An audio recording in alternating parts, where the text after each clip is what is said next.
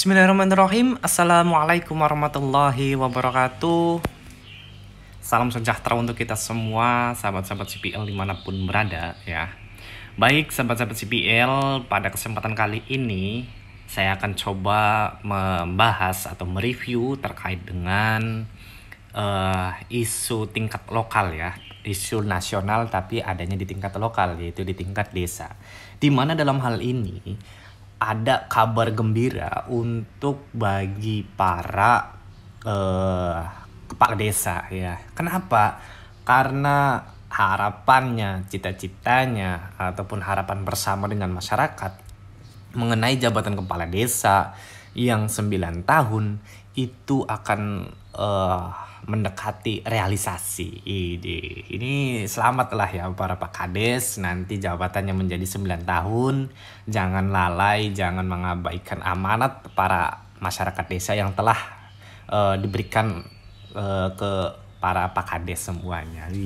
9 tahun ini kan agak lumayan panjang menurut saya ya. Oke, gini sahabat-sahabat CPL ya. Apa sih yang menjadi benar enggak sih bahwasannya memang 9 tahun untuk jabatan kepala desa? Di dalam rancangan undang-undang ini telah dituangkan dalam suatu pasal ya, itu menyebutkan untuk jabatan kepala desa 9 tahun dan untuk 2 periode. Namun hal yang menarik itu terkait dengan ketentuan peralihannya ya.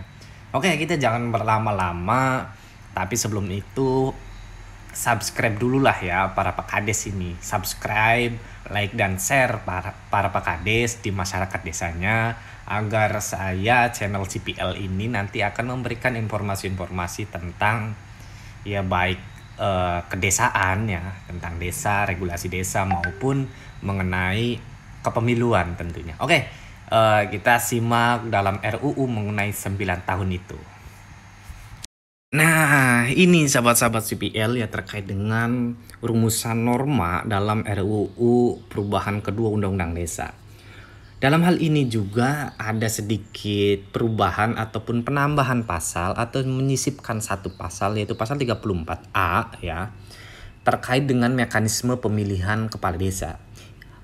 Rancangan undang-undang ini berdasarkan hasil rapat Baleg ya, Badan Legislasi pada tanggal 3 Juli tahun 2023 ini ya, atau tepatnya pada kemarin lah ya, karena saya uploadnya tanggal 4 Juli kalau nggak salah ini ya.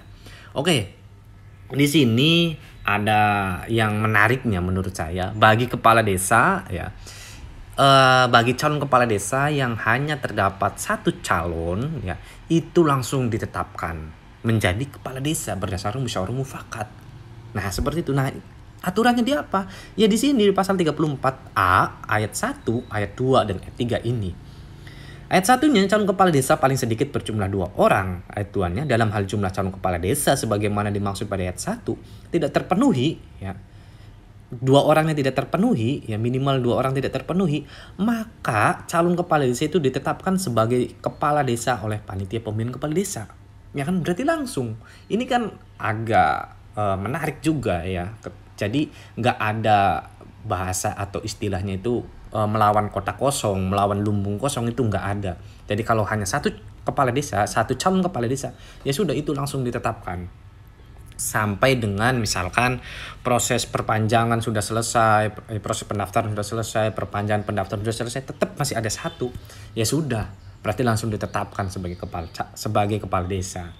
Ini ya hal menarik ya, hal terobosan terbaru menurut saya dalam hal mekanisme pemilihan kepala desa ini.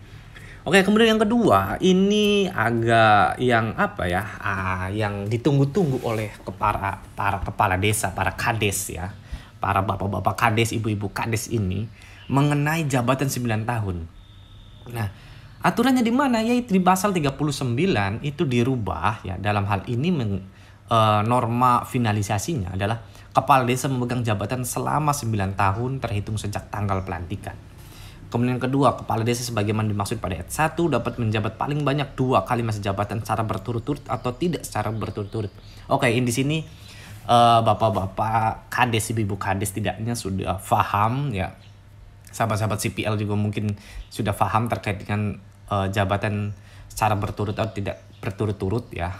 Dalam artian jeda 1 periode bisa mencalonkan lagi di periode berikutnya. Namun di sini ada ketentuan ya mengenai bagaimana ketika kades yang sudah 2 periode itu nanti apakah boleh mencalonkan lagi atau enggak, itu ada di ketentuan peralihan. Dan ini menurut saya menarik lagi ya kan, terobosan baru lagi. Oke, gimana sih aturannya? Kita lihat.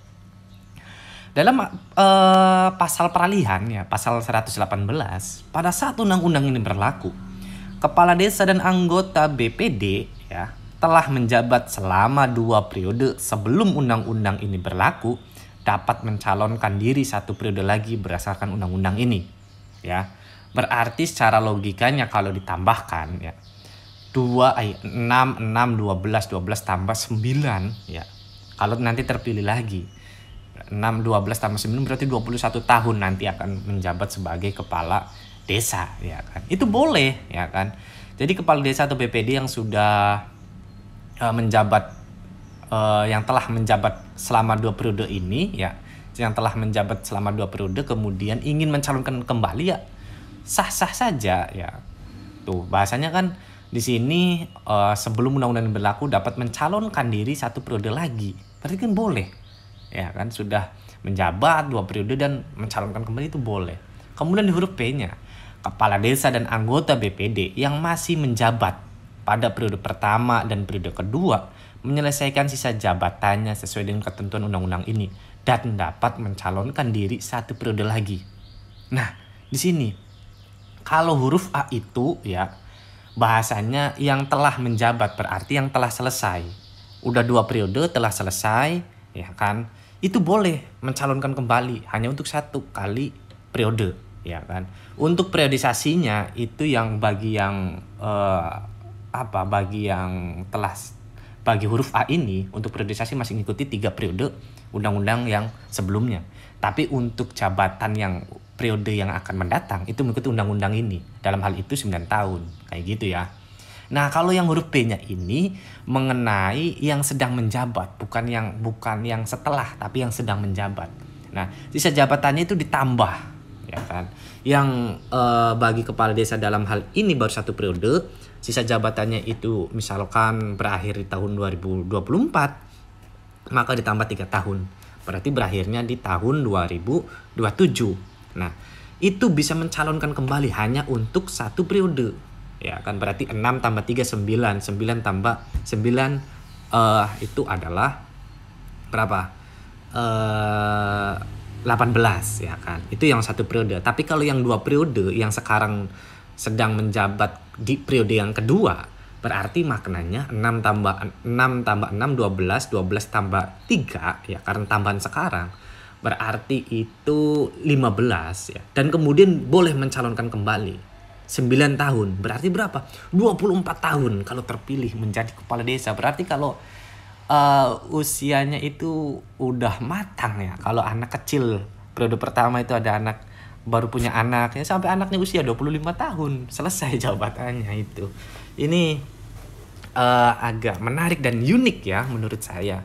Bukan unik juga sih yang namanya aturan, hukum ya harus dilaksanakan ya kan. Pasti sudah melewati fase-fase pertimbangan secara filosofis, sosiologis ya kan, yuridisnya sudah dikaji oleh para tim ahli yang ada di sana.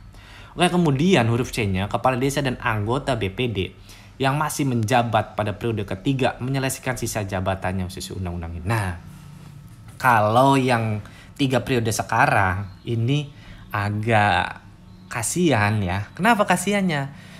Jadi sudah periode ketiga hanya dikasih jatah 3 tahun ya kan, tambahan 3 tahun berarti 6 kali 3 sudah 18 tambah 3 berarti cuma 21.